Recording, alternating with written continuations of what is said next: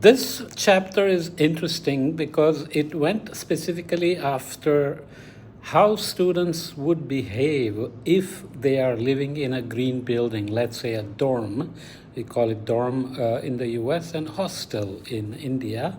And essentially, they put students in non-green buildings or the older dorms and in the newer certified green buildings. And some buildings had signs saying that they are green buildings, certified, and some green buildings didn't have a sign.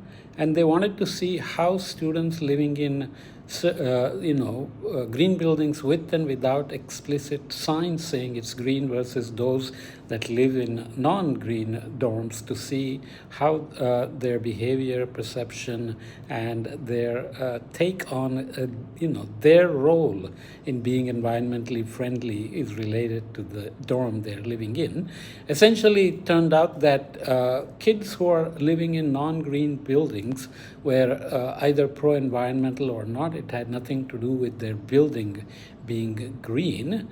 Those in the green buildings had a kind of a strange issue. One, they rated themselves as pro-environmental, but many got the so-called moral license. What does it mean?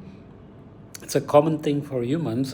You assume that because you are living in a green dorm, you are already doing your part for the environment, so you become less careful about your behavior, let's say in terms of food waste, water waste, energy waste, and so on. And some were actually pro-environmental, but this moral licensing business raises interesting questions, which are also seen in other aspects of life outside campuses. For example, initially when people were being tracked for buying hybrid cars, when they first came out, Toyota Prius was a very popular one at the time.